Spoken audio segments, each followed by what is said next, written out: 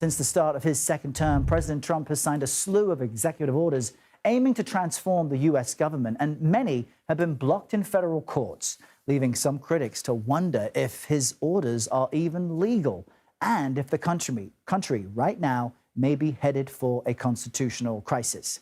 For more on this, I'm joined by CBS News legal contributor Rebecca Roiphe, here with me in New York this morning at 7:45. Rebecca, great to see you. Help us understand the bigger picture here. How can a single judge block a presidential decision? Because I think for many Americans, the separation of powers and civics lessons aren't at the top of mind.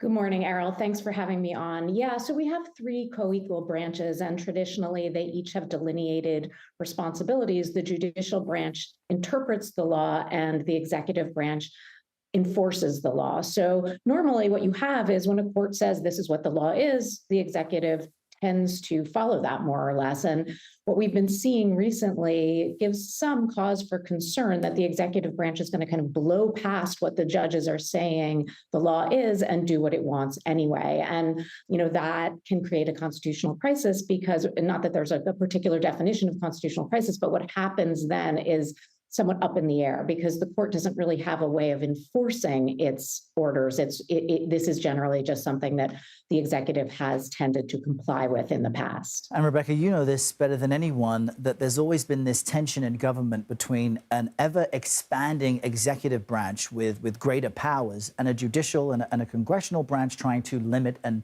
check them. How far can this administration push the boundaries before the Supreme Court intervenes?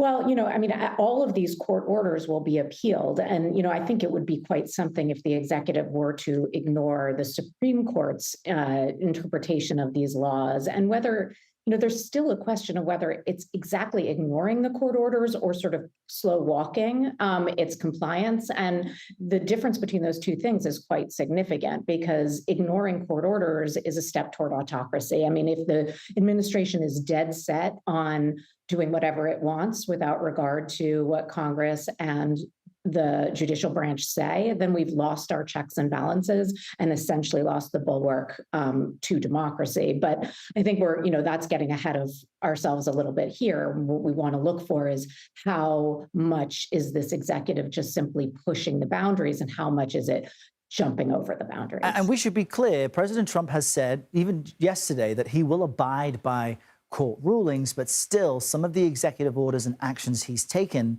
are being limited by judges. So where should we be looking next, either to see if this administration is ignoring the ruling or if we're looking at further compliance? One thing that I'm looking at that I think is reassuring is that the lawyers in court are not exactly saying, we don't care what these courts are saying. We're going to go ahead and do what we want to do anyway. They're kind of going in there and saying, well, what does this order really mean? And if we push it this way, are we really complying with it? And that's pushing boundaries rather than jumping over them. So I'm looking at that. And then, of course, our eyes have to be on these agency officials. And what are they actually doing? Are they really defying these court orders?